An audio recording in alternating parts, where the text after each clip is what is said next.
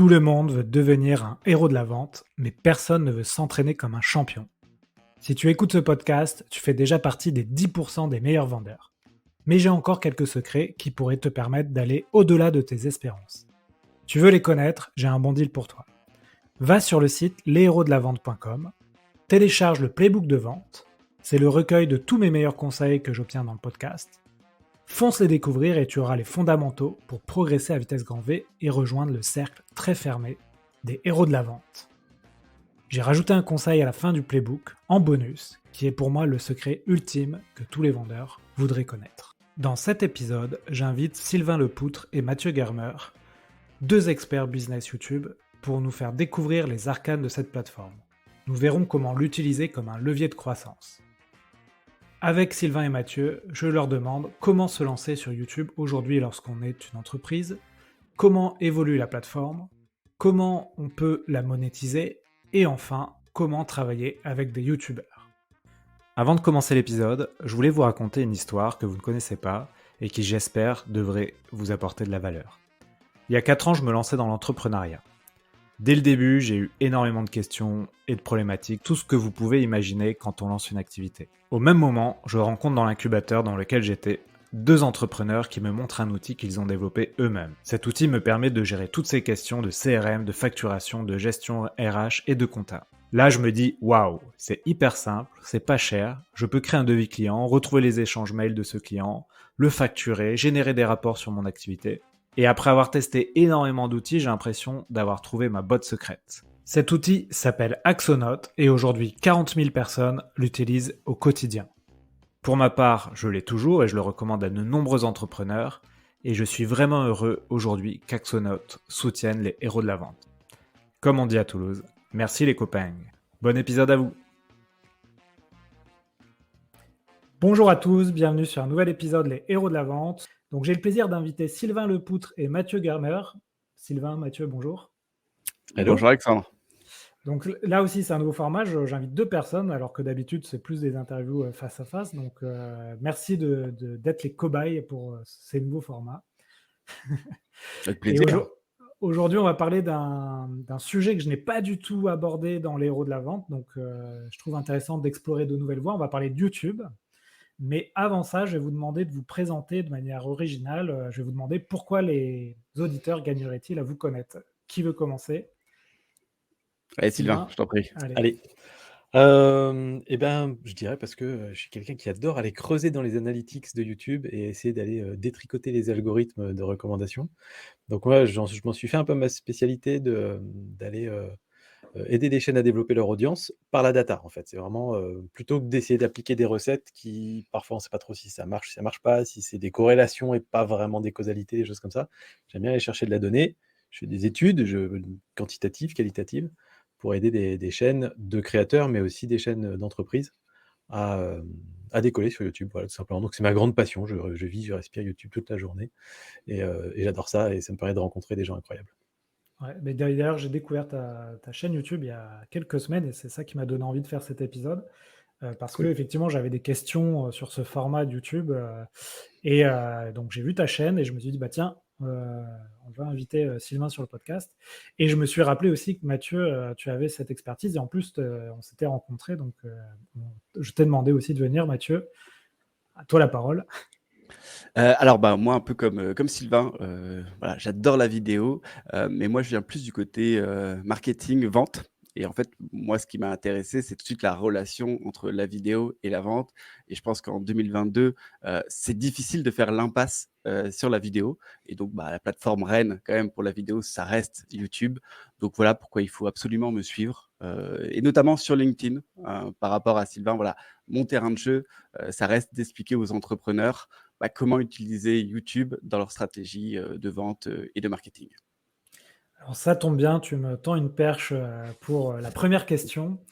En préparant l'épisode, je me suis dit la première question évidente pour ce live, c'est en 2022, est-ce que ça a du sens pour un entrepreneur qui veut vendre un service, une offre, de se lancer dans l'aventure YouTube et de lancer une chaîne YouTube?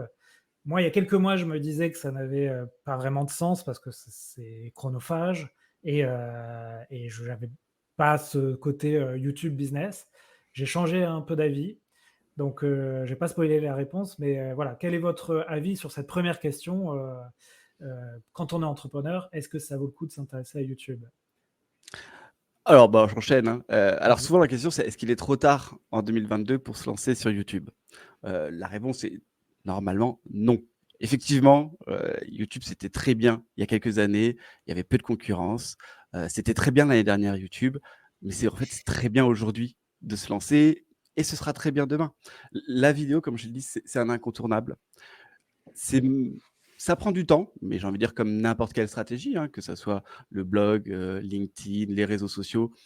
Ça prend du temps, mais ça apporte des résultats et je pense que l'avantage qu'on peut avoir à se lancer dès maintenant sur YouTube, c'est que c'est un format qui va être sur du long terme. Voilà, on n'est pas sur la stratégie comme on peut être sur TikTok ou même sur LinkedIn, hein, où on est vraiment sur du court terme, où 1 ou 2 posts, quelques vidéos, on peut tout de suite avoir beaucoup de vues. Sur YouTube, on est là pour quelques années.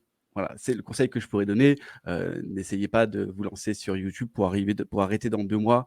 Vous allez être déçu, vous allez être frustré, parce que vous n'aurez pas les résultats.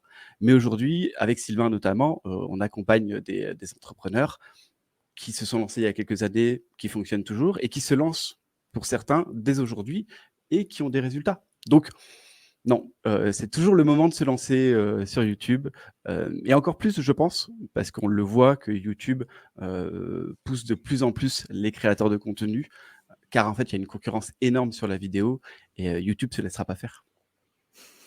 On va en parler justement. Sylvain, ton avis là-dessus?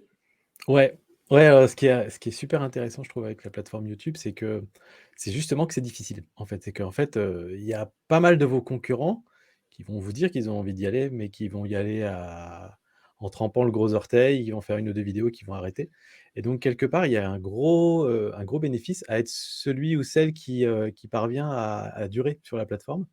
Parce que comme disait Mathieu, on se construit des assets, sur une chaîne YouTube. Chaque vidéo, elle va travailler pour vous pendant 1 an, 2 ans, 3 ans. Moi, j'ai des vidéos qui sont sorties il y a 10 ans qui continuent de ramener des vues, des clients, des gens qui sont intéressés par ce que je fais et donc c'est absolument génial, en fait. Chaque nouvelle vidéo, c'est une brique de plus, qui travaille pour vous en permanence. Alors oui, c'est du boulot, mais c'est un bon facteur de différenciation parce que les autres n'y vont pas et après, ce qui est assez intéressant si on reboucle un peu sur la question de la vente, c'est que, il y a un truc particulier avec le média vidéo, horizontal, je précise et long format, hein, des vidéos de 10-15 minutes. C'est qu'il y a cette espèce de magie de la télévision, du petit écran, où quand vous dites quelque chose en vidéo et que quelqu'un vous écoute, ça vous met tout de suite sur un piédestal. C'est quelque chose qu'on ne voit pas avec les photos sur Instagram ou les posts LinkedIn, des choses comme ça, où n'importe qui peut prendre la parole. Là, le fait qu'on apparaisse dans une vidéo, ça vous positionne comme un expert assez, facilement, en fait, assez rapidement et il y a encore énormément de place sur le YouTube professionnel, français. Quand on compare avec le YouTube professionnel américain où il y a certaines thématiques qui commencent à être bien chargées. Là, en France, on voit chaque fois qu'il y a un entrepreneur qui se dit: «Allez, je me lance sur YouTube cette année» et qui va sérieusement et franchement, il domine sa niche en quelques mois, quoi. C'est très rapide et il croule sous les demandes après ça et ça devient son job, quoi. Donc, non, non, c'est assez intéressant. Je donnerai un petit exemple, j'aime bien les exemples. Il y a une avocate, qui est spécialisée dans les droits à l'image et en termes au niveau de la photographie, donc hyper spécialisée. Elle a lancé sa chaîne YouTube, elle fait quoi? 2 000 vues par vidéo et elle fait que des vidéos sur les droits à l'image pour les photographes, vachement spécifiques et ben, elle a du business comme jamais parce que n'importe quel photographe qui se traîne sur YouTube est déjà tombé sur ses vidéos et s'il a un souci, il va contacter Joël parce qu'il sait que Joël est spécialisé là-dedans et que c'est sa niche et voilà. Donc on peut creuser son sillon aussi et aller exactement là où on veut et c'est vraiment très, très puissant dans ce sens-là. Mais effectivement, il faut réussir à embrayer au départ et il faut pas y aller à moitié, quoi. Ouais. Alors c'est vrai que moi je viens plutôt du podcast, c'est-à-dire que je suis un gros consommateur de YouTube, mais quand, il a fallu lancer, un média, je me suis intéressé au podcast parce que je trouvais ça plus simple. Il y avait pas la vidéo, pas de gérer la lumière, le montage, de la vidéo et cetera et surtout j'avais vu une stat, comme quoi des podcasts dans le monde, alors ça a dû évoluer depuis, mais il y en a à peu près 2 millions dans le monde. Et par contre, YouTube, ça se compte en centaines de millions. Je ne sais pas si vous avez une stat d'ailleurs. Combien de chaînes YouTube existent aujourd'hui dans le monde? On n'a pas de stats parce qu'en fait, il y a autant de chaînes YouTube que de comptes YouTube quasiment, Ouais. surtout depuis l'apparition des shorts où en fait maintenant YouTube veut que n'importe qui devienne créateur de contenu. Ouais. Donc c'est difficile à dire. Il y a 2 milliards d'utilisateurs actifs sur la plateforme, Ok. donc on peut imaginer qu'il y a 2 milliards de comptes, mais des gens qui ont posté des vidéos, qui ont déjà posté une vidéo, il y en a effectivement peut-être 100 millions.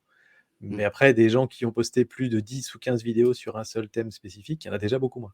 Ouais. Donc ça Et toi, diminue assez vite selon la progression. et toi, Sylvain, tu dis, malgré tout, il y a encore de la place pour créer une niche, une verticale, Carrément. et c'est pas tant concurrentiel qu'on peut le penser. Non, Et non, toi, tu dis que ça surtout dans dépend le de milieu quoi. francophone. En fait, tout est d'une question de définir de quoi on va parler sur sa chaîne. Ouais. Demain, tu me dis: «Je veux démarrer une chaîne YouTube sur le marketing», je vais te dire: «Va falloir creuser un petit peu plus», parce que le marketing, il y a déjà 1000 chaînes YouTube qui parlent de marketing, bien, pas bien, de plein de façons différentes. Donc la question qui est intéressante, c'est sous quel angle tu vas en parler? Pourquoi c'est spécifique à ce que toi tu fais? Qu'est-ce qui est différent des autres? Et là, on va trouver un angle intéressant. Donc ça peut être vraiment niché en disant: «C'est le marketing des grands groupes qui travaillent à l'international dans l'aéronautique». Donc là, c'est méga niché et du coup, tu auras pas grand monde sur ta chaîne. C'est peut-être pas la meilleure stratégie pour YouTube parce que YouTube va avoir du mal à trouver ton audience. Par contre, si c'est, le marketing mais vu par l'œil, de quelqu'un qui vient de la vente, et donc avec un œil critique sur tout ce qui n'est pas de la vente et cetera, ça peut être un truc, ça peut être un angle intéressant, par exemple. Ouais, et le gâteau est extensible, hein, sur YouTube, hein. Ça, on l'oublie souvent, mais chaque personne qui a un hobby, qui a une passion, qui se renseigne sur un sujet, est prête à aller voir plusieurs acteurs, de YouTube, plusieurs créateurs, en fait. Donc, je pense encore une fois qu'il y a de la place, il y a encore beaucoup de place sur le YouTube français, et ce qui va faire la grosse différence, mais c'est sur comme dans n'importe quel réseau social, c'est qui tu es aussi. Quel angle, comme disait Sylvain, quel angle tu vas amener. Donc, voilà, il y a de la place pour soi-même, en fait. Donc il ne faut pas hésiter, il ne faut pas avoir peur. Encore une fois, ce sera pas facile, mais le gâteau, il est à l'infini, et tant qu'on prend du plaisir à créer de la vidéo, à partager de la connaissance, je pense qu'on est prêt à aller sur YouTube. D'accord. Puis Ouais, vas-y, on Sylvain. voit aussi parfois des niches qui apparaissent et qui s'agrandissent parce qu'il y a des bons créateurs YouTube. Je Ouais. te donne un exemple tout bête. Si tu prends Shubham Sharma, qu'on peut-être beaucoup connaissent si on traîne sur LinkedIn. Il a amené la niche productivité/Notion sur le YouTube francophone, qui était très peu occupé jusqu'à présent. Et maintenant qu'il y a beaucoup de gens qui se sont intéressés à ce sujet-là grâce à Shubham, bah, il y a d'autres créateurs qui se disent: «Ah bah tiens, moi aussi je vais apporter un angle là-dessus» et finalement, ça fait ça génère beaucoup de visionnage et beaucoup de durée de visionnage sur ces thématiques-là, là où il y en avait pas il y a 1 an, tout simplement parce que beaucoup de gens n'étaient même pas au courant que cette thématique était intéressante. Maintenant qu'ils sont intéressés, ils en veulent plus et donc d'avoir d'autres créateurs qui viennent apporter d'autres points de vue, c'est intéressant. Donc c'est extensible en fait tout ça, c'est ça qui est assez intéressant et la plupart du temps, la notion de concurrence s'applique pas vraiment sur YouTube, voire même parfois ça peut être plus intéressant d'appeler ceux qui vous semblent être vos concurrents et de dire: «Ça te dirait pas qu'on fasse des vidéos ensemble?» parce que c'est généralement ça fait un effet boule de neige encore plus intéressant. Ok, très bien. Bah, écoutez, merci pour cette intro. Avant de rentrer dans le vif du sujet de comment bien lancer sa chaîne YouTube, je voulais finir la parenthèse sur la partie podcast. On a eu une actualité avec YouTube et le podcast il y a quelques semaines. Alors moi, en même temps, j'étais en train d'uploader tous mes épisodes de mon podcast sur YouTube. Donc je ne sais pas si j'ai bien fait. Est-ce que vous pouvez nous dire quelques mots là-dessus, pourquoi YouTube se lance sur le podcast et nous, en tant que créateurs de podcast, on doit s'attendre à quoi? Vas-y Sylvain, ça, je sais que tu as Ah, envie. je suis chaud Je là. te je te connais, tu as envie. Ouais. Déjà, avant que YouTube fasse cette annonce, YouTube était déjà la plateforme numéro 1 pour consommer du podcast dans le monde, en fait. Ouais. On s'en rend même pas compte, mais Non. effectivement, la plupart des alors c'est pas d'une grosse marge, hein, mais la majeure partie des écoutes de podcasts se font dans un petit onglet YouTube ouvert dans un navigateur quelque part pendant qu'on fait autre chose. Donc YouTube est juste en train d'accélérer là-dessus. Donc pour ceux qui n'ont pas suivi la news, c'est que YouTube a lancé une page spécialement dédiée au podcast aux États-Unis. Ça va arriver ensuite ailleurs dans le monde dans quelques temps. Ils ont lancé des systèmes pour qu'on puisse faire de l'écoute tout en faisant autre chose, y compris sur son smartphone. Donc Oui. l'idée, c'est que ce soit vraiment une tâche de fond et qu'on puisse, voilà, vraiment faire une écoute de podcast. Ok. Là où c'est intéressant, c'est que le podcast, c'est des contenus longs. Bah, tu connais bien, Alexandre.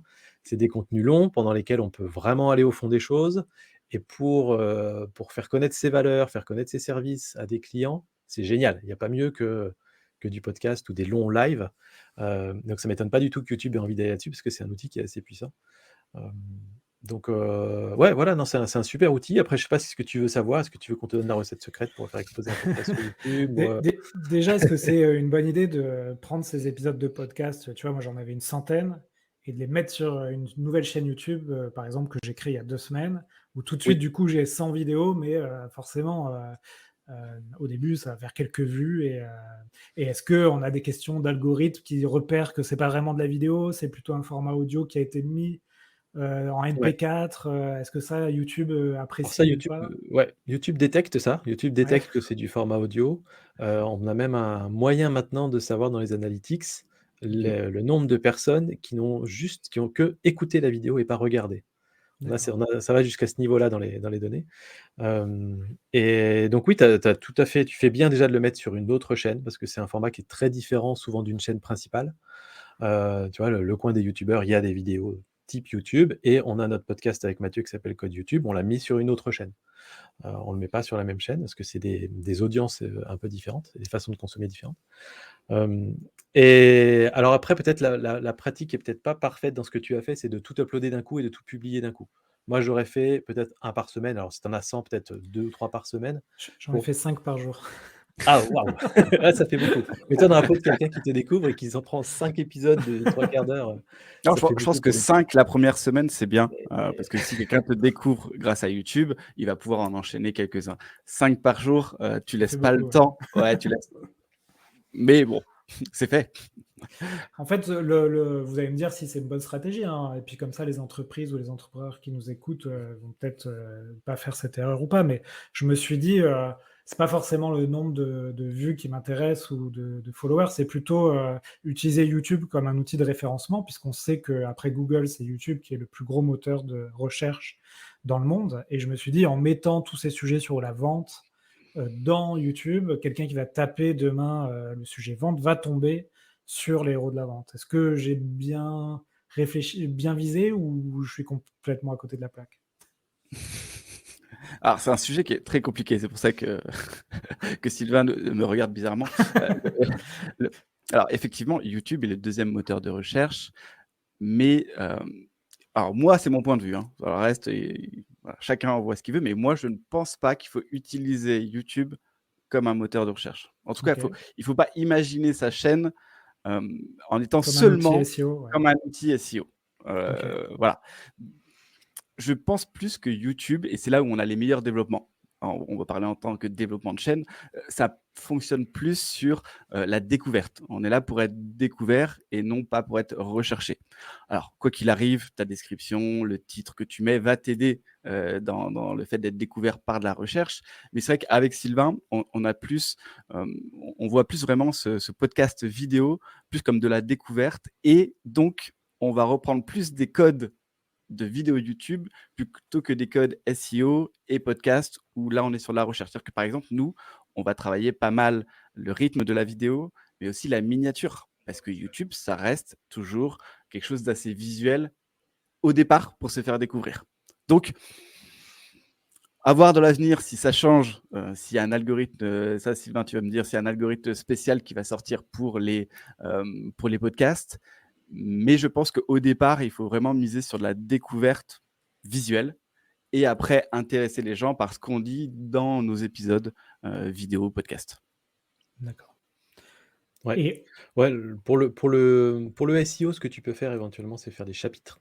Donc chapitrer tes épisodes de podcast. Ça c'est assez utile parce que chaque chapitre sera référencé indépendamment et donc YouTube pourra recommander juste le chapitre qui commence à 28 minutes de ta vidéo parce que ça correspond exactement à ce que la personne cherchait. Donc pourquoi pas? Après, la plupart du temps, c'est vrai que je vois mal beaucoup de podcasts réussir en recherche, dans la mesure où souvent, si je recherche par exemple, je sais pas moi, tu parles d'une technique de vente ou je dis n'importe quoi, la technique ninja, je connais pas, et que tu en as parlé dans un épisode de podcast, bah, j'ai probablement à côté 5 vidéos YouTube hyper dynamiques qui vont me donner tout de suite ce que je veux. Et Ouais. à côté, un épisode de podcast de 28 minutes ou de 45 minutes. Je vais généralement plutôt cliquer sur les vidéos de 6-7 minutes qui vont être beaucoup plus directes et rentrer dans l'action. Donc même si YouTube arrivait à reconnaître que ça répondait à cette requête, je suis pas sûr que les utilisateurs eux-mêmes iraient cliquer dessus tant que ça. Donc effectivement, le plus intéressant, c'est plutôt d'essayer de se faire découvrir en tant que podcast pour que les gens se disent: «Mais il est génial ce podcast et je veux écouter tous les épisodes qui viennent par la suite». C'est plutôt là où c'est intéressant, en fait. Et là, on a Ok. plein d'astuces et on est en train de tester beaucoup de choses. On est en train de monter en compétence avec nos propres podcasts justement pour vraiment, trouver ce qui permet de déclencher cette viralité sur les podcasts sur YouTube. Alors on a déjà des résultats sympas pour certains clients, mais ouais, comme c'est un truc qui arrive très, très fort sur YouTube, on veut être bon là-dessus. Ok. Alors, tu as parlé, Sylvain, de format dynamique, punchy, etc. Ça m'a tout de suite fait penser à TikTok et le format short. Alors, je me suis dit, on va en parler tout à l'heure, mais pourquoi pas en parler tout de suite? C'est un peu comment évolue cette plateforme YouTube aujourd'hui, parce que j'ai l'impression, moi, encore une fois, je suis gros consommateur YouTube, c'est que YouTube se lance dans le game du short, donc c'est de la vidéo courte, impactante à la TikTok. Et là aussi, il y a pas mal d'actualités en ce moment. Euh, donc voilà, on va expliquer comment peut-être avoir une stratégie sur YouTube, mais j'ai l'impression que quand aujourd'hui on veut lancer une chaîne YouTube, il ne faut pas négliger ce format court de short. Est-ce que vous pouvez nous dire quelques mots là-dessus? Ah bah, Sylvain, c'est l'exclue française des news short. Donc, je t'en prie, Sylvain, allez. Bah, il y a des trucs que je peux pas encore annoncer malheureusement, mais il y en a d'autres que je peux annoncer depuis la semaine dernière. Donc ouais, non, les shorts de toute façon, alors pour YouTube, c'est énorme les shorts. Pour une raison assez simple, c'est assez simple à comprendre. YouTube aujourd'hui domine le marché de la vidéo, longue ou semi-longue, on va dire, la vidéo entre 10 minutes et 1 heure. YouTube domine largement ce marché-là. Donc, d'où vient le problème? Bah, TikTok, effectivement, avec ses formats très, très courts. Dans une très, très moindre mesure, Twitch avec les formats longs, voilà, mais ça, Ah c'est oui, pas c'est un vrai. trop gros problème pour YouTube. Par contre, TikTok arrive avec son rouleau compresseur. Donc, aujourd'hui, chez YouTube, ils ne parlent que de shorts. Il y a que ça qui compte pour eux, parce qu'ils veulent, bouffer TikTok, ou ils veulent en tout cas leur faire peur le plus possible. Et donc maintenant, ils apportent de la monétisation beaucoup plus importante que sur TikTok. La découvrabilité est pas mal sur YouTube, elle est différente de TikTok, beaucoup moins virale dans les premières 24 heures, mais beaucoup plus sur le long terme, donc on a des courbes assez intéressantes. Donc les shorts, c'est vraiment, vraiment pas mal, hein, en Et termes d'opportunités. Et comme tu le disais effectivement, Alexandre, c'est une très bonne méthode pour se faire découvrir au début. Donc ne regardez pas ce que font les très grosses chaînes. Les très grosses chaînes, souvent, vont faire une chaîne secondaire pour mettre leurs shorts. Eux, ils ont plus besoin d'être découverts. Tout le monde les a déjà vus une fois ou deux. Enfin, tout le monde est déjà passé sur leur contenu. Quand au début, vous voulez vous faire connaître, utiliser des shorts sur votre chaîne principale, c'est vraiment un bon moyen, que YouTube vous distribue un peu au hasard et que des personnes au hasard tombent dessus en disant: «Ah mais trop bien ce que dit Alexandre, j'ai envie d'aller voir sa chaîne, je vais aller voir ses vidéos». Donc ouais, c'est une bonne méthode à utiliser au début de sa chaîne. Faut faire attention parce que ça peut être très grisant, parce qu'on va souvent avoir, des fois des vidéos qui vont très, très bien marcher, qui vont cartonner, mais gardez en tête qu'une vue short, ça ne vaut pas une vue sur une vidéo de 10 minutes, ça n'a rien à voir. Une vue short, on a titillé un tout petit peu une personne pendant quelques secondes, alors qu'une vue sur une vidéo YouTube de 10-15 minutes, on a parlé à quelqu'un pendant 5-6 minutes, il nous a écoutés, il a compris, il a entendu le timbre de notre voix, il sait quelles sont nos valeurs, ça va beaucoup, beaucoup plus loin. Donc, je vois des créateurs aussi qui se font griser un peu et qui se disent: «Ah mais les shorts ça marche tellement bien», ou les TikTok, hein, pareil. Voilà, j'ai vu beaucoup de gens qui démarraient sur YouTube, qui galéraient un peu, qui disaient: «Bon, alors je vais créer un TikTok». Sur TikTok, pouf, ça a démarré à toute vitesse et je les vois 6 mois après qui disent: «Bon, maintenant que c'est sérieux sur TikTok, j'ai envie de durer dans le temps, donc je vais revenir sur YouTube et faire ça bien sur YouTube». Et donc souvent, voilà, TikTok, c'est une parenthèse. Il continue toujours un petit peu, mais le plan de carrière, il n'existe pas sur TikTok, en fait. C'est là que c'est compliqué. C'est que le plan de carrière, il est toujours sur YouTube à la fin. Donc Mmh. souvent, ils auraient peut-être eu intérêt à persévérer un peu sur YouTube et essayer de décoder plutôt YouTube, plutôt que d'aller sur Alors, les formats courts aussi. je rebondis là, il y a une très bonne question dans le chat de Céline qui nous demande si la bonne stratégie, c'est de lancer une chaîne YouTube et d'alterner des shorts, vidéos longues et podcasts. Alors, je dirais que les podcasts, je les mets vraiment à côté. On le voit, on l'a vu avec des clients ou on l'a vu avec Sylvain sur des audits qu'on a fait. Quand vous avez une chaîne qui fait des shorts et des vidéos et qui se met à faire des podcasts, c'est compliqué pour l'audience. L'audience va venir pour des vidéos avec un certain format, un format de 10-15 minutes. Si vous mettez un podcast derrière de 40 minutes, bah, la personne ne va pas trop comprendre et c'est pas ce qu'elle est venue chercher. Par contre, oui, aujourd'hui, je pense que la bonne façon, de lancer une chaîne, YouTube, ça va être d'alterner des shorts pour de la découvrabilité. Comme le disait Sylvain, on n'est pas là pour expliquer des choses, dans un short. TikTok, c'est pareil. On est là pour titiller un peu la curiosité, de la personne qui va arriver sur notre vidéo et lui donner envie d'en savoir plus et en savoir plus, bah, c'est de faire du contenu, format long, de 10-12 minutes où on va pouvoir vraiment rentrer dans un sujet ou dans plusieurs sujets. Et je pense qu'aujourd'hui, en 2022, c'est ce qu'il faut faire. Et si je dis pas de bêtises, alors je sais pas si Sylvain pourra nous répondre, mais il se dit, et ça a été annoncé il y a quelques temps, que bientôt, on va avoir les deux algorithmes qui vont se mélanger. Je m'explique. Aujourd'hui, vous avez un algorithme short. Donc, c'est-à-dire que plus vous regardez des shorts d'un créateur de YouTube, plus YouTube va vous montrer les prochains shorts. Et après, vous avez un algorithme pour la vidéo longue qui ne sont pas encore totalement reliés. Par contre, dans l'avenir, si je dis pas de bêtises, les deux vont se joindre. Donc, c'est-à-dire que si les gens vous découvrent grâce à des shorts, YouTube va aussi vous montrer les vidéos longues de ce créateur. Donc, on va pouvoir vraiment, mais vraiment créer des stratégies. On va pouvoir créer des stratégies pour des entrepreneurs grâce à la découvrabilité des shorts et d'aller plus loin dans des sujets grâce à des vidéos longues. Donc, moi, je trouve ça parfait.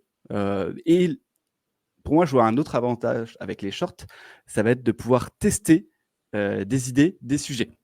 Aujourd'hui, le problème d'une vidéo YouTube, ça peut prendre du temps de travailler dessus, du montage, le tournage, le script.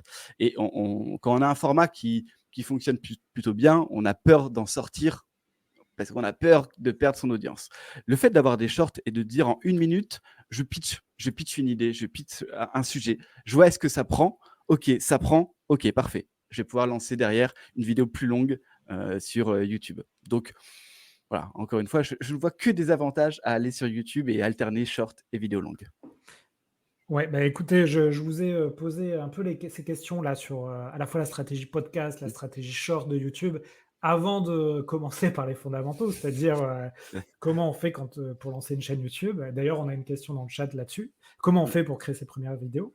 Donc on va reprendre un peu les choses, simplement, voilà, vous avez un entrepreneur qui vous s'adresse à vous, Sylvain et Mathieu, et qui vous dit: «Voilà, moi je crois en YouTube et je veux me lancer et quitte à faire des vidéos, quitte à faire de la pub, je ne sais pas comment me lancer. Voilà, quels sont, on va dire, les premiers fondamentaux à avoir quand on veut profiter de la manne de YouTube pour avoir une audience et donc pour vendre en fait ses services et son offre? Allez, Qui veut commencer? J'aime bien comment il Quelles sont les distribue. premières choses à allez poser Sylvain. sur, au moins sur papier? Alors, on va reprendre un petit peu les grandes idées qui traînent souvent et qui sont pas forcément toujours les bonnes. Le matériel, a que très, très peu d'importance. Prenez votre smartphone, une webcam avec un bon éclairage, ça permet déjà de faire les premières vidéos. La chose qui sera éventuellement importante, le premier investissement, c'est un micro, pour avoir un bon son, parce que c'est très important d'avoir un bon son en vidéo. Donc tous ceux qui font des podcasts, ils ont déjà cet avantage-là, incroyable. Donc ça y est, Alexandre, tu es prêt, toi, tu peux lancer ta chaîne YouTube, il y a pas de problème, on y va en face cam et tout. Donc voilà et c'est tout, il y a pas besoin de plus que ça. Après, peut-être après quelques temps, quand vous verrez que ça vous convient et que vous voulez continuer ça sur le long terme, vous achèterez ensuite une lumière, une bonne lumière pour arrêter de dépendre de la lumière extérieure et après peut-être un jour vous achèterez une caméra, mais c'est vraiment un truc qui arrive loin. Hem, N'investissez pas des milliers d'euros non, pour ouais. commencer. Ouais, c'est souvent l'erreur Ensuite en que font termes les de créateurs de contenu, ouais. C'est d'acheter ouais, d'abord Alors, la caméra qui va coûter, 2 ouais, 000 mais €. quand on creuse, c'est une fausse excuse. Ouais. ensuite en termes de stratégie de contenu, la chose primordiale au début, c'est vraiment de prendre le temps de se poser et de trouver quel va être son élément différenciant, son branding. Hem, Vraiment c'est le truc qui est fondamental, ne pas débarquer en disant: «Ah bah, j'ai envie de parler de je vais faire une chaîne qui parle de vente». Mais pourquoi? Pourquoi on suivrait cette chaîne-là? Qu'est-ce qu'elle a de spécifique? Quelle est sa vision de la vente par rapport à tous les autres trucs qui existent, tous les contenus qui existent sur la vente? Donc trouver ce fameux angle, ce fameux prisme et c'est un truc qui peut être un petit peu difficile. Donc pour ça, il y a des formations qui existent qui peuvent être très bien, mais vous pouvez aussi le tâtonner et finir par le trouver vous-même. Hem Et ensuite, une fois qu'il y a ça, bah, il y a qu'une chose à faire, c'est de se lancer. Vos premières vidéos seront pourries, Dites-vous que personne les verra au début en général, Ouais. hein, sur YouTube. On n'a pas trop, le gros boost qu'on peut avoir sur TikTok au démarrage. Donc dites-vous que personne les verra. Dites-vous qu'au pire, vous pouvez les mettre en non répertorié plus tard si vous en avez honte. Mais moi, j'ai honte de mes premières vidéos. Tout le monde a honte de ses premières vidéos, mais c'est pas grave, ça fait partie du chemin. Et en fait, à chaque vidéo, vous allez apprendre des trucs. Mais c'est vrai que c'est long et il faut aimer un petit peu le process parce qu'on doit apprendre des tonnes de métiers. On fait le même boulot qu'une chaîne de télé, mais tout seul. Donc, il faut apprendre à écrire, il faut apprendre à faire une ligne éditoriale, il faut apprendre à tourner, il faut apprendre à monter. Enfin voilà, ça fait beaucoup de choses. Et si vous êtes un entrepreneur ou un chef d'entreprise très occupé, dans ce cas-là, il y a des boîtes qui peuvent vous accompagner. Notre boîte fait ça. C'est-à-dire qu'on fait en sorte que vous puissiez juste vous concentrer sur le tournage. Ça, par contre, c'est l'indispensable. Il y a il y a des boîtes de com qui vont aller embaucher des acteurs pour faire des vidéos YouTube à votre place, mais ça se voit comme le nez au milieu de la figure et Ouais. ça marche pas. Faire des web-séries, tout ça, c'est un peu terminé.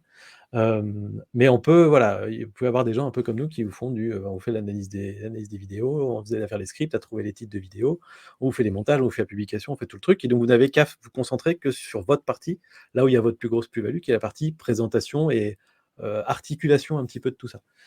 Et après, voilà, c'est vraiment tester, expérimenter. Je dirais la dernière erreur qu'on voit beaucoup chez les entrepreneurs, c'est de se dire: «OK, je vais faire des vidéos qui seront dans ce format-là, elles feront toutes 6 minutes, elles vont commencer comme ça, je vais me présenter, je vais demander aux gens de s'abonner» et cetera, et d'en faire en batch, 20 ou 30 d'un coup et de toutes les publier petit à petit. Et en fait, finalement, ces vidéos se ressemblent toutes.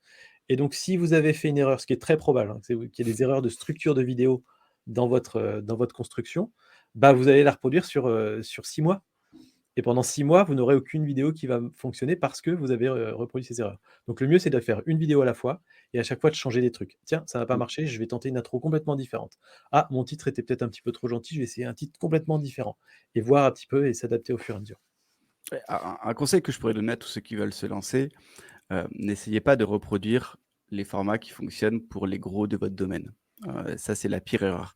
Quelqu'un qui s'est lancé il y a 5, 6 ans a bénéficié déjà de plus d'années d'expérience que vous, a une communauté qui le suit.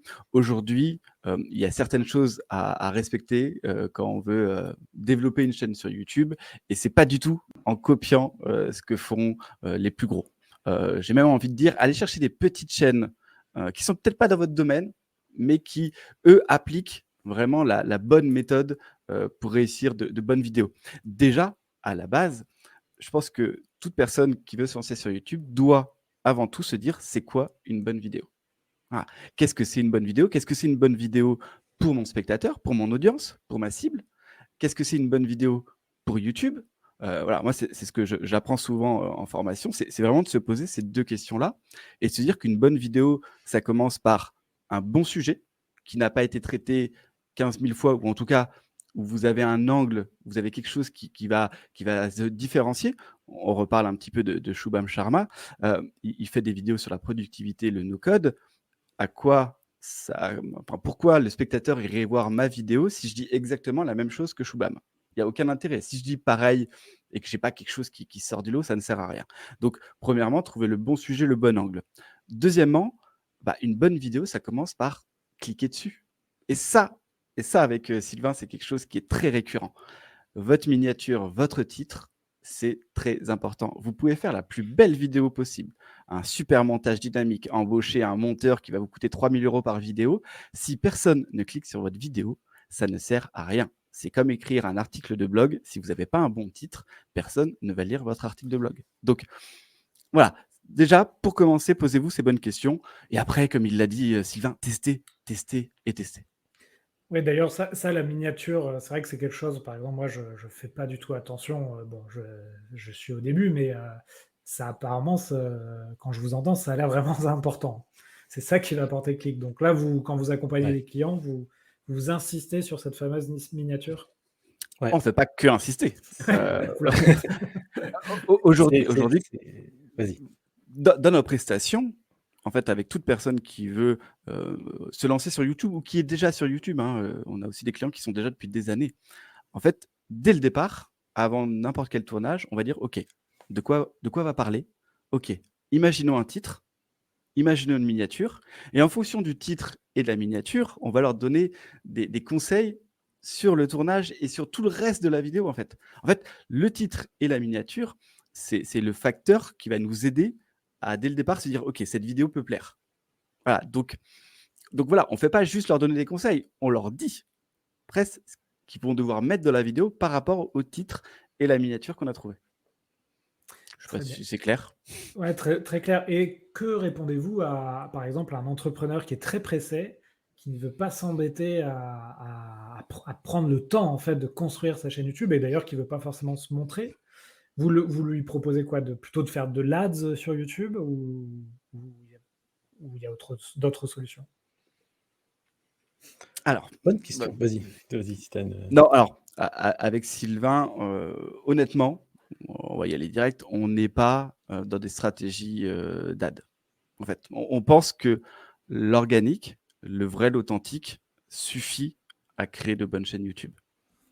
Bon, en tout cas, c'est notre vision, mais c'est vraiment un point important, surtout quand on démarre. En fait, je trouverais ça un peu, ce serait totalement faussé et encore une fois, ce serait juste pour de la vanity metrics, se dire waouh, j'ai une vidéo qui vient de faire 4000 vues, mais au final, après, en plus, c'est perfusé à l'ad. Des chaînes comme Ouais. ça qui commencent dès le départ avec de la publicité, après, elles sont perfusées à la publicité parce que elles ont besoin d'avoir de la publicité pour faire des vues et elles se remettront même pas en question de savoir comment faire des vraies vues qui va apporter des vrais clients, une vraie audience.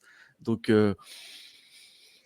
Ouais, et sur les ads, il y a excuse-moi, je t'ai coupé. non, non, mais vas-y, je t'en prie. Sur les ads, il y a plusieurs choses. Alors, faire des ads pour développer son audience, ça marche pas. Ça, on l'a vu chez plein de clients qui ont payé beaucoup d'ads YouTube pour avoir des nouveaux abonnés, des choses comme ça. Ça marche, hein, mais ça coûte très cher pour 0 résultat. C'est-à-dire que les gens vont s'abonner, puis ils seront de toute façon pas intéressés par le contenu à la base. Ce que ça veut dire, c'est que les algos de recommandation de YouTube sont très bons. Et donc, si aujourd'hui vous n'avez pas assez de gens qui regardent vos vidéos, c'est pas parce que YouTube est mauvais, c'est simplement que vos vidéos sont pas suffisamment intéressantes pour les gens. Donc, vous pouvez les pousser auprès de plus de gens. Vous allez gagner quelques petits abonnés ici ou là, mais les gens vont finir quand même par se lasser de vos vidéos parce qu'elles sont pas suffisamment intéressantes pour eux. Donc ça, c'est une première chose. Après, je vois 2 types d'entreprises qui sont intéressées, qui sont intéressantes pour les ads. Il y a ceux qui ont un truc à vendre très rapidement en direct, des petits trucs, un petit gadget à vendre à 10 balles, une petite formation à 50 €, des machins comme ça. Ça, c'est des trucs qui peuvent marcher parce qu'il y a des tunnels de vente derrière et cetera. Donc on n'est pas d à la limite, c'est quelqu'un qui pourrait juste dire: «J'utilise YouTube comme canal d'acquisition, comme je fais du Facebook Ads ou du Google Ads», c'est pareil. Et ensuite, ce que j'ai commencé à voir, j'avais beaucoup de mal à comprendre pourquoi des très grosses boîtes de com aidaient des entreprises, des multinationales, en leur faisant créer des vidéos a priori intéressantes et en mettant plein de pubs dessus, jusqu'à ce que je comprenne qu'en fait, c'est pratique pour changer l'image d'une entreprise.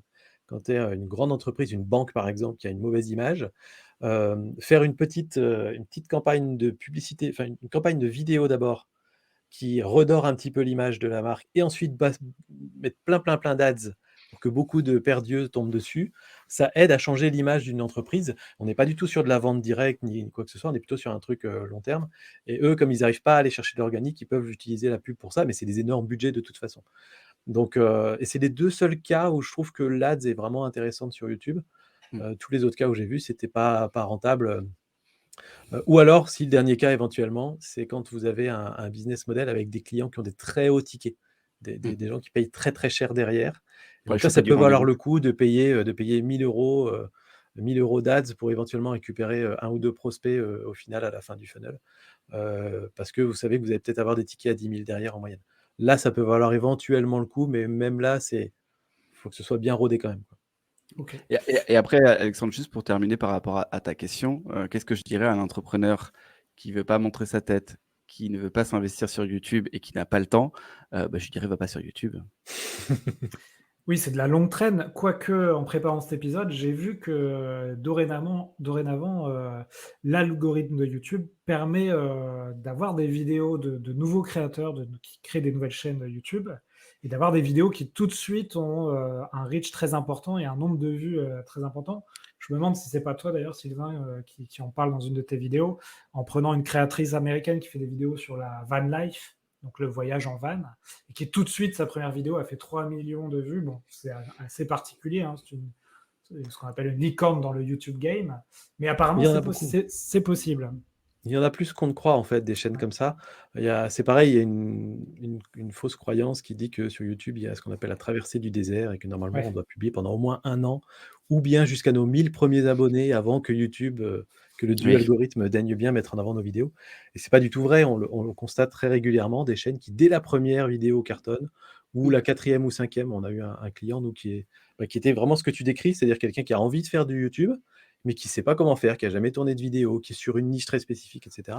Et à sa cinquième vidéo, on a fait une vidéo qui a décollé les 130 000 vues et qui lui a amené pas mal de business, d'ailleurs, assez directement pour le coup.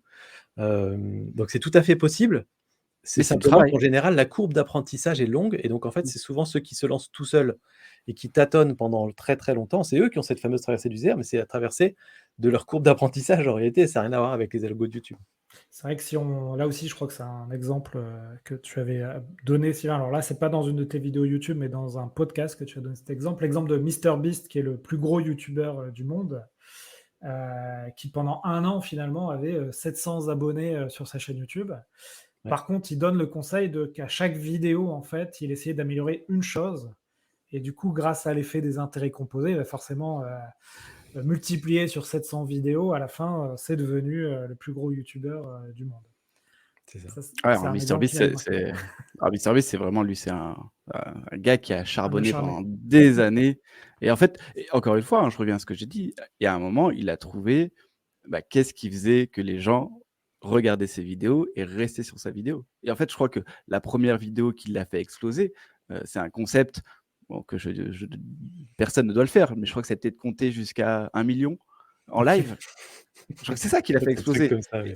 et en fait, après, il s'est dit: «OK, en fait, ce que les gens veulent, c'est quelque chose de gros». Donc après, on est sur du YouTube divertissement, c'est pas ce qu'on fait, spécialement avec Sylvain, mais tout ça pour dire qu'au départ, encore une fois, le concept et le sujet de la vidéo aident énormément. Mmh. Celle qui a fait dès sa première vidéo, comme tu dis 3 millions de vues sur la van life, j'en suis sûr que si on analyse sa vidéo, le concept est bon, le titre est bon, la miniature est bonne, tout l'enchaînement de la vidéo est bon. Parce que des chaînes qui parlent de van, mais il y en a des tonnes depuis quelques années et c'est pas pour ça qu'elles font toutes des millions de vues. Ouais. Donc encore une fois, voilà. D'ailleurs, donc Mathieu, tu as cité quelques ingrédients, qui font le succès d'une vidéo, hein, tu as dit le titre, la miniature, l'enchaînement des séquences. Voyez-vous d'autres ingrédients qu'il ne faut surtout pas négliger quand on se lance dans le YouTube? Est-ce que, donc vous avez parlé du son bien sûr, voilà, qu'est-ce que la niche, le sujet, l'angle qu'on va prendre, est-ce qu'on a d'autres choses? J'imagine qu'il y en a beaucoup, hein, mais Ouais, on n'a pas encore vraiment parlé de structure de vidéo, mais sur YouTube, il y a une structure de vidéo assez particulière, à laquelle on n'est pas habitué. Typiquement, c'est une structure dans laquelle on oublie complètement l'intro, on oublie complètement les présentations et en fait, il faut garder en tête que le titre et la miniature font partie de la vidéo, font partie de l'histoire. C'est-à-dire que quand quelqu'un clique sur un titre et une miniature, Hem, ça veut dire que c'est un peu comme si on avait déjà engagé la discussion avec toi, Alexandre, et que tu m'avais dit: «Tiens, tu veux venir sur, mon podcast parler de la vente sur YouTube?» et que je t'avais dit: «Oui, OK, je veux venir», et donc je clique dessus. Et donc une fois qu'on démarre là la discussion, bah, on va pas commencer à dire: «Ah bah, bonjour, bah, moi c'est Sylvain, puis moi je suis Alexandre», et on se présente puisque on a déjà fait les présentations dans le titre et la miniature. Et ça, on le constate de plus en plus. Les premières secondes sont cruciales. Il faut rentrer vraiment tout de suite dans le contenu. Et donc ça, c'est voilà, niveau de base, vous commencez par le contenu, vous ferez éventuellement des appels à l'action plus tard, mais c'est pas le moment de se présenter. Et niveau supérieur après, c'est de commencer à s'intéresser au storytelling et à comment on emmène les gens dans une histoire avec un déroulé, avec des rebondissements. Et en fait, du storytelling, quand on commence à s'y intéresser, on se rend compte qu'il y en a dans tout. Vous avez, chaque jour, dans votre quotidien, vous avez 3 ou 4 histoires qui se sont déroulées avec des rebondissements, des trucs, et cetera, et avec les bons termes et la bonne structure, vous pourriez raconter, 4 ou 5 histoires par jour. Donc ça, c'est des sujets qui sont passionnants, c'est génial parce que ça captive les gens et c'est des sujets sur lesquels on est encore en train de progresser. Nous, on n'est pas encore parfaitement, au point là-dedans. Il y a des gens qui sont spécialisés là-dedans, mais et ça, on le voit que sur YouTube, ça marche vraiment très, très, très, très fort les sujets avec des bons storytelling. ouais, sur le storytelling, il y a une vidéo de Stan Leloup de Marketing Mania qui explique, il prend l'exemple de certaines chaînes YouTube, Ouais. comment ces chaînes sont storytellées et c'est assez, intéressant. Il prend l'exemple, par exemple, encore une fois, d'un voyageur américain, ou canadien qui va dans les grandes plaines et cetera et on a l'impression qu'il se passe rien, mais en fait, c'est tellement bien raconté Ouais. avec des rebondissements et cetera que On voit comme quoi il a pas le droit ouais, d'aller se garer, c'est ça, comme ouais. explique Stan, la plupart des vlogueurs auraient enlevé ce passage-là pour montrer que, les succès et la réussite de cet homme. Alors que non, le but, c'est vraiment de montrer, bah, tout le cheminement et donc les obstacles. Mais voilà, comme le dit, Sylvain, c'est une structure qui est connue au cinéma et en fait qui fonctionne aussi très bien sur YouTube.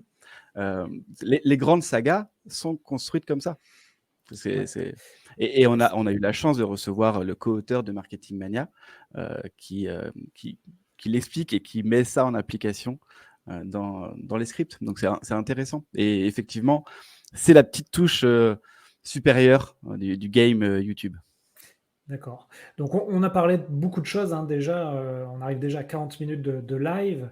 Je me demandais, bon, vous avez donné plein de conseils pour se lancer, éventuellement, faire de l'Ads, pourquoi pas des shorts, du podcast avec YouTube et pourquoi pas, travailler finalement avec des youtubeurs directement? Je sais que ça se fait énormément sur d'autres plateformes, hein, Instagram, maintenant TikTok, mais pourquoi pas, quand on est une marque, une entreprise et qu'on veut vendre un service ou une offre, et j'imagine que ça existe, on peut aller travailler avec un youtubeur. Quel est votre avis là-dessus et quelles sont aussi là peut-être les bonnes pratiques ou les erreurs à éviter?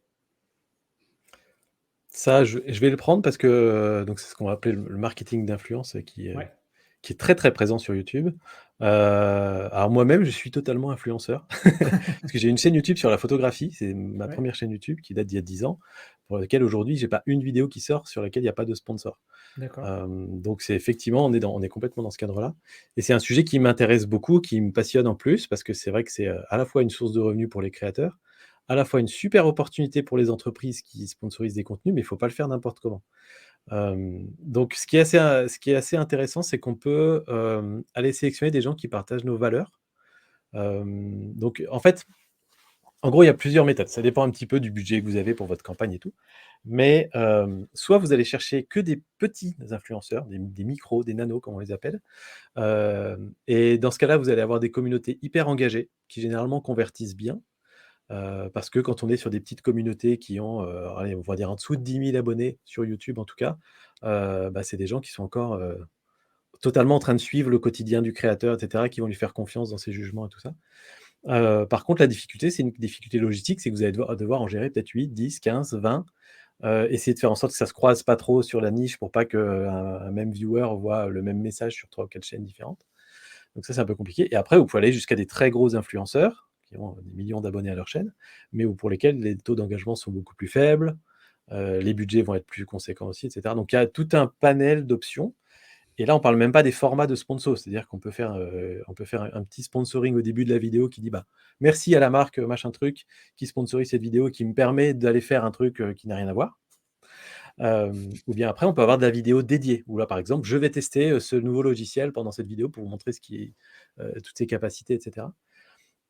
Mais globalement, ce qu'il faut retenir derrière tout ça, c'est que la relation que crée un youtubeur avec sa communauté, c'est une relation qui est très proche de celle, c'est sûr, je fais le parallèle entre c'est ce bon pote qui s'y connaît en. Donc moi, sur ma chaîne photo, je suis le bon pote qui s'y connaît en photo de 65 000 personnes aujourd'hui et donc quand une marque me contacte, elle veut avoir ce pouvoir-là de recommandation.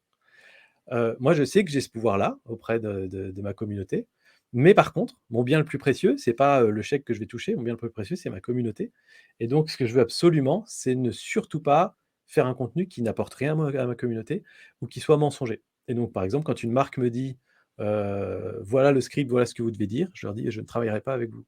Je veux pouvoir faire le contenu qui m'intéresse, je vais évidemment parler de votre produit, je trouverai au moins un point négatif à dire dessus parce que ça permet de crédibiliser le discours. Et donc, il faut être capable de mettre un peu de l'eau dans son vin et bien considérer quand on est une marque, quand on est une entreprise, que du marketing d'influence, c'est pas de la pub, c'est très différent. On maîtrise pas tout le message, mais c'est un message plus authentique, on va dire. On est plus dans la vérité et voilà, donc c'est assez puissant, mais il faut le faire de la bonne manière. Après, il y a des agences qui permettent aussi de gérer ça et de faire l'intermédiaire entre les influenceurs et les marques. Il y a des marques qui préfèrent le faire en direct, donc voilà, c'est des sujets, on pourrait en parler pendant des heures, mais c'est Un c'est autre assez épisode. puissant effectivement pour ceux qui veulent pas se lancer directement eux-mêmes sur YouTube et créer leurs propres médias. C'est une étape un peu intermédiaire, on va dire. Ouais. Tu veux ajouter quelque chose, Mathieu, là-dessus? Non, non, Non? c'est pas Ouais. mon domaine, OK. C'est vrai que j'ai interviewé une agence, d'influence marketing qui était plutôt spécialisée TikTok. Alors ils font 80 du TikTok et 20 du YouTube et ils m'expliquaient, notamment l'intérêt d'avoir des créateurs de contenu de niche, Mmh, parce que pour Ouais. une marque, c'est peut-être plus intéressant d'aller, travailler avec, 10 petits créateurs de niche qu'un gros créateur où finalement, ça va coûter très cher et le message peut être noyé, dans la vidéo finalement du créateur. Et il m'avait donné un peu des ordres de prix entre la vidéo TikTok du plus petit créateur qui peut coûter 200 € pour une marque, à la grosse vidéo sponsorisée par un gros influenceur qui peut coûter 50 000 euros. Est-ce que sur YouTube, on est sur ces ordres aussi de fourchette ou ça peut aller bien plus loin Ça peut aller bien plus loin. Ouais, ok. C'est effectivement variable déjà par rapport à la taille de l'audience, par rapport à la régularité des vues qu'on va avoir sur nos vidéos. Il y a des chaînes YouTube qui vont faire, 500 vues sur une vidéo, puis 10 000 sur la suivante, puis 400 pour la suivante. Donc là, c'est difficile pour la marque d'anticiper quelle va être l'exposition de son produit, à l'audience. Et puis il y a des chaînes où c'est beaucoup plus régulier. Sur ma chaîne photo, on a au minimum à peu près 10 000 vues par vidéo. Donc ça, c'est rassurant pour les marques. Et après effectivement, ça dépend du format. Si c'est juste un petit shoot-out, au début de la vidéo, bah, on va facturer moins cher que si c'est une vidéo dédiée, qui va demander beaucoup d'efforts. Et après, ça dépend aussi de la niche, c'est-à-dire que sur des niches, type, finance, crypto et cetera, c'est des prix qui sont hyper élevés.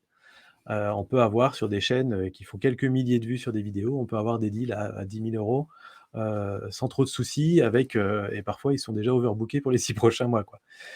Mais à l'inverse, si je fais du divertissement ou si je suis sur une chaîne, ouais, une chaîne où il y a pas forcément de lien direct avec des produits, bah, ça va pour la même audience, on va faire des deals à 100 € ou 200 €, quoi. Donc il peut y avoir des très gros écarts. Pour ça que c'est difficile de savoir un peu quelle est la bonne gamme de prix. Donc c'est un calcul à faire pour voir est-ce que ça vous semble rentable. Il y a des outils, hein, pour ça. Il y a un truc qui s'appelle l'EMV, Earned Media Value. C'est qui est évidemment imparfait, mais qui est déjà un bon point de départ, qui vous permet de voir à peu près la valeur que vous apportera une vidéo d'un influenceur en termes d'exposition, en termes de conversion, en termes d'engagement, et cetera. Et il y a des valeurs monétaires en face qui permettent de dire en gros, bah, voilà, sur cette chaîne YouTube-là, si je fais une vidéo sponsor, voilà la valeur à laquelle je peux attendre de récupérer et donc je divise par 2 et je donne ça au créateur et c'est rentable, quoi. C'est un peu ça l'idée. Donc Ok. ça, c'est un des outils qu'on peut utiliser, mais c'est un bon point de départ, je pense.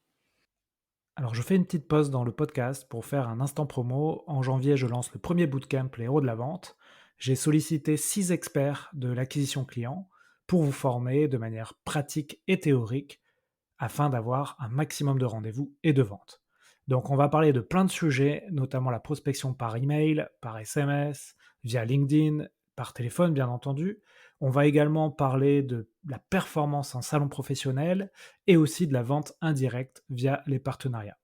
Donc je vous mets toutes les informations du bootcamp dans les notes du podcast.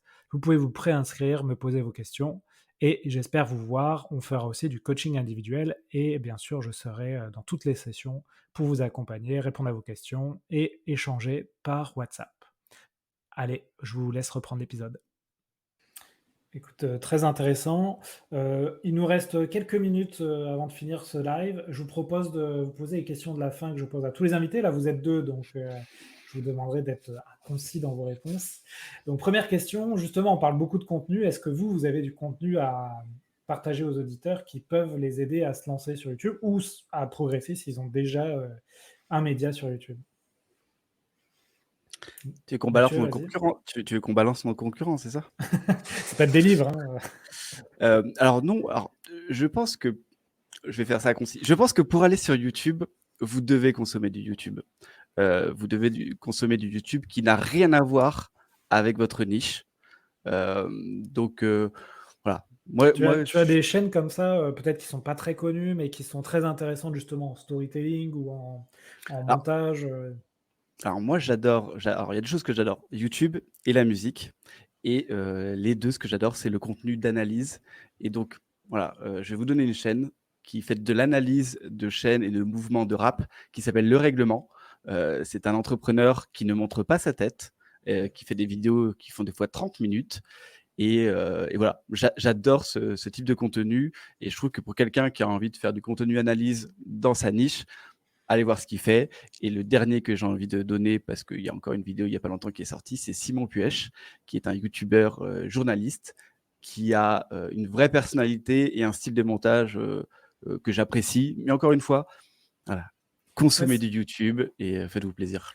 c'est intéressant ça, d'aller voir effectivement des chaînes YouTube d'un sujet assez particulier qu'on n'aurait pas forcément naturellement par l'algorithme poussé à nos yeux. Donc écoute, j'irai voir le règlement et Simon Puech. Et toi, Sylvain? Ah, il y en a une que j'aime bien recommander. Alors, elle est en anglais. C'est une chaîne qui s'appelle Wirtual, Wirtual. Je crois que c'est un Suédois ou un Norvégien, qui parle d'un jeu vidéo qui est totalement obsolète depuis des années, qui s'appelle Trackmania, un jeu de bagnole. Alors, il y a des nouvelles sorties, mais peu importe. Lui, il parle de la version ancienne de Trackmania. Et chacune de ses vidéos dépasse le million de vues. En parlant d'un vieux jeu vidéo que la plupart des gens n'ont jamais entendu parler. Ok. Et en fait, quand tu démarres sa vidéo, 30 minutes après, tu termines la vidéo, tu te dis: «Je viens de passer 30 minutes devant une vidéo de jeu de bagnole que je ne connais pas», et tu regardes les commentaires, tu as plein de gens qui disent: «Je ne comprends pas comment je viens de passer 30 minutes devant ce truc», et c'est vraiment une leçon de storytelling, quoi. Vraiment, Ok. ce qui est intéressant, c'est que c'est un sujet qui ne t'intéresse pas au départ. Tu as quand même cliqué dessus, tu as quand même regardé 30 minutes de vidéo sur un sujet qui t'intéressait pas au départ, et pour moi, c'est vraiment l'exemple parfait de on peut aborder n'importe quel sujet sur YouTube à partir du moment où on arrive à intéresser les gens. On est suffisamment passionné pour les intéresser et on trouve un angle qui est suffisamment intriguant. Et c'est là où il y a les plus belles choses qui se passent sur YouTube, en fait, en vrai. Je vais prendre un autre parallèle, mais les communautés les chaînes YouTube de vulgarisation. Et bah, tu as des chaînes YouTube, je prends Nota Bene par exemple, qui fait de la vulgarisation historique. Il y a plusieurs millions de personnes qui suivent sa chaîne. Il n'y a pas plusieurs millions de gens qui sont hyper passionnés d'histoire en France. Il y a beaucoup de curieux, et en fait, lui, il arrive à aller intéresser les curieux. Et c'est ça votre défi sur YouTube, c'est d'aller intéresser tous les curieux. Et sur n'importe quelle thématique, même la plus nichée du monde, vous pouvez même parler de plomberie si vous voulez. Vous pouvez faire demain une Ouais. chaîne YouTube qui peut atteindre 1 million de vues sur des vidéos YouTube de plomberie si c'est tourné sous un angle qui intéresse tout le monde. Et c'est ça qui est passionnant dans cette plateforme. Et c'est ce qui est génial en plus, c'est que plutôt que de prêcher les convaincus, vous allez convertir des gens qui vont découvrir votre passion et qui vont dire: «Ah, merci de m'avoir fait découvrir ça». Et ça, il n'y a pas de meilleur sentiment que ça au final. Mais écoute, j'irai voir tout à l'heure cette chaîne sur ce jeu vidéo inconnu. C'est très Comme quoi, intriguant. ah non, mais comme quoi, Sylvain a raison. On est voilà, nous, on peut tomber sur des vidéos YouTube dont le sujet ne nous intéresse pas, mais voilà, la miniature, le titre et tout le reste de la vidéo fait qu'on reste. Et c'est ça la magie de YouTube. Voilà, Ouais. moi, je me perds dans les limbes de YouTube. Des fois, des trucs. Ah ouais, avec Sylvain, on s'envoie des chaînes comme ça des fois à 1 h du matin. Tiens, regarde. Oh, voilà, mais voilà. Laissez-vous porter par YouTube. Ok, bah écoute, on va aller voir tout ça. En termes d'outils ou de routines, vous, justement pour vous aider pour aider vos clients sur YouTube, vous leur proposez quoi? Même si tu l'as dit, Sylvain, au début de l'épisode, c'est pas une question de matériel, hein, c'est une question d'angle. Mais est-ce que, par contre, il y a peut-être un outil pour monter la vidéo, pour aller chercher des infos ou des routines simplement qui permettent d'avancer? Ouais, moi je dirais qu'il y a une routine qui pour moi est vraiment importante, c'est celle du tournage des vidéos. Parce que c'est souvent le point de blocage pour les entrepreneurs. C'est-à-dire que souvent ils ont des idées, ils vont avoir 10 fois dans la semaine un truc où ils vont se dire: «Ah ça, il faudrait que j'en fasse une vidéo», et souvent il leur manque, l'énergie et la motivation pour installer tout le setup, la caméra, la lumière, lancer le micro, se dire: «Je prends une demi heure» et cetera, et donc plus ce setup est simple à mettre en place, vraiment le côté c'est un bouton, j'appuie sur un bouton, on rêve tous d'avoir ça, moins on va se freiner de tourner des vidéos et de tester des trucs nouveaux. Et donc pour moi, c'est un vrai grand défi pour ceux qui démarrent, c'est de faire en sorte qu'ils aient un setup simple, qu'il n'ait pas besoin de le ranger, par exemple. Si tu as une lumière, une softbox, bah, qu'elle puisse être dans un coin où ça fait pas forcément moche et que personne ne le voit. Le micro, il est sur un bras articulé, par exemple comme ici, là, je le range quand je travaille plus, et hop, quand je veux tourner une vidéo, je l'amène là et c'est super facile. Donc vraiment d'avoir un setup qui est très rapide à installer, très rapide à ranger, et qui a pas besoin de refaire tous les tests de son, de lumière, de trucs, parce que sinon on se décourage très vite. Donc je dirais que c'est surtout ça pour moi le gros point de blocage. Ok. Mathieu? Non, j'ai pas d'outils à recommander, j'ai pas de hack, j'ai pas de en fait, il y a pas de malheureusement, il y a pas de secret dans YouTube. Je trouve très bien le conseil de Sylvain. J'adore ça, éliminer toutes les frictions, du tournage. Hem, Le seul outil, ça reste YouTube, hein. Alors, dernière chose, et là, je prêche pas pour ma paroisse, mais YouTube est la plateforme pour apprendre. Voilà, si vous voulez apprendre à faire des choses, allez sur YouTube. Allez sur Ouais. YouTube, tapez, voilà, et après vous irez plus loin, mais commencez déjà par apprendre sur YouTube. Ouais, mais c'est vrai que se lancer sur YouTube ou sur d'autres formats, ça te permet aussi d'apprendre beaucoup de choses et moi, ce qui m'a mis un peu le pied à l'étrier, c'est finalement, d'avoir invité quelqu'un qui a fait beaucoup de business sur TikTok, alors que tu peux te dire, B2B, vente, TikTok, donc je me suis intéressé à la plateforme, j'ai commencé à faire quelques vidéos et en fait, de fil en aiguille, tu te mets un peu à faire du montage Mmh. et tu vois que c'est possible et finalement tu dis: «Beh, pourquoi pas aller sur YouTube?» parce que le montage me faisait peur, mais finalement je vois que c'est possible. Donc, en fait, il y a plein de biais aussi pour, baisser les peurs et les frictions et tu l'as dit Sylvain, avoir son setup déjà installé, Mathieu, regarder d'autres chaînes YouTube, enfin, tu vois? Il y a des passerelles comme ça, je pense, entre les différentes plateformes et les différents outils. Ouais. Ouais, et de nos jours, les formats courts, c'est vraiment une bonne porte d'entrée. C'est Ouais. vraiment facile de faire des formats courts. On peut démarrer avec son Ouais, smartphone en se ouais. disant: «Bah, je vais d'abord dire ça, puis ensuite je vais faire un autre plan comme ça». On fait son petit montage sur le téléphone, et ça, les plateformes l'ont bien compris, hein, c'est pour ça qu'ils insistent autant sur les formats courts. C'est pour que tous ceux qui se sont dit depuis longtemps: «J'aimerais bien un jour faire des vidéos», bah, Ouais. qu'ils se lancent maintenant. Mais sur YouTube, on a cet avantage quelque part de dire: «OK, et ensuite comment on convertit ça sur des formats longs?» Mmh. Parce que c'est ce format-là qui Qui est va être intéressant. sur la rétention sur le long terme, c'est sur les formats longs. Donc c'est là où YouTube n'a pas encore résolu complètement l'équation, comme disait Mathieu tout à l'heure, de OK, on a créé une audience sur des formats courts, maintenant comment on les amène sur des formats longs? Mais ils ont bien conscience que c'est un souci, ils y travaillent, quoi. OK, très bien. Allez, il me reste 2 dernières questions. On va dire qu'il nous reste quelques minutes et puis, je vous laisse, aller sur YouTube. Quels sont selon vous les challenges ou les enjeux des prochains mois, des prochaines années pour YouTube? Gagner le format court. Ouais, Sylvain? oui, complètement, Ouais, complètement. Gagner le format court et simplifier la création de vidéos parce que, Mmh. quand on a commencé YouTube il y a 10 ans, c'était l'eldorado parce que, tu imagines, c'était super simple. Il suffisait d'avoir une caméra, une carte SD, mettre sur son ordinateur, faire du montage, faire une miniature et mettre sur YouTube et on pouvait parler au monde entier. Alors qu'avant, fallait, passer à la télé ou aller au cinéma. Aujourd'hui, c'est devenu hyper compliqué de faire ça. Aujourd'hui, par rapport à la simplicité des formats courts sur smartphone, faire des vidéos longues, ça devient un truc compliqué, ouais. d'experts et tout. Donc comment ils vont réussir à baisser cette barrière pour les vidéos longues? C'est un vrai défi pour eux, je pense. Il y a quelque chose quand même, on n'en a pas du tout parlé, mais, on a quand même YouTube la qualité des vidéos sur YouTube a quand même, vraiment augmenté. C'est-à-dire qu'aujourd'hui, on regarde des vidéos YouTube, c'est une production quasiment, de télé, hein, qu'on a. Et du coup, pour les petits créateurs qui se lancent et qui, comme tu disais au début font des vidéos avec leur, téléphone et cetera, tout de suite on va subir la comparaison quand même, hein. Et donc, TikTok a un peu cet avantage où, il y a des vidéos cracra qui sortent et finalement, bon, ça dérange personne. Sur YouTube, est-ce que il n'y a pas ce phénomène un peu de, bah, les formats longs qui marchent et cetera, ça reste des formats de qualité quand même, où la qualité est quand même très visible? Tu as une C'est demi-heure devant toi ou quoi, Alexandre?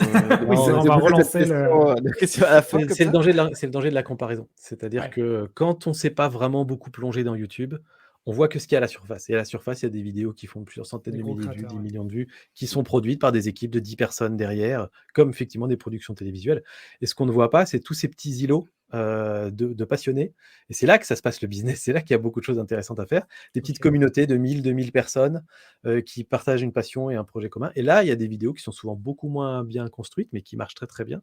Et qui nous rassurent en tant que créateurs en se disant: «Ah oui, ça peut quand même marcher comme ça». Mmh. Voilà, on n'est pas obligé d'être tout de suite dans des super productions. Donc sortez du milieu du divertissement, allez Ouais. voir des niches très spécifiques et voyez un peu ce qui ressort et ça vous rassurera un peu. Aujourd'hui, il y a des créateurs, sur YouTube, des entrepreneurs qui ont juste un téléphone portable, un micro, un montage qu'on pourrait appeler dégueu, voilà, qui font du business. Encore une fois, le matériel, le montage dynamique avec plein d'effets spéciaux, c'est pas ça le plus important. C'est ce qui va nous permettre de monter les prochaines marches de l'échelle, mais au tout en bas, le plus important, c'est vous et votre contenu.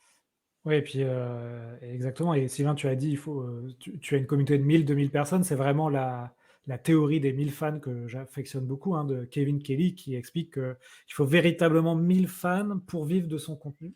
Ouais. Alors lui, il prend l'exemple de la musique, mais ça peut s'appliquer à YouTube si vous avez le bon sujet, la bonne communauté qui vous suit, et ensuite la bonne monétisation aussi qui va derrière. Tout à fait. Dernière question pour vous, messieurs, si vous pouviez inviter quelqu'un sur ce podcast, ce serait qui? En français ou en anglais? Tu peux me citer en anglais. J'ai pas encore lancé le podcast en anglais, mais bon, ça va me donner des idées.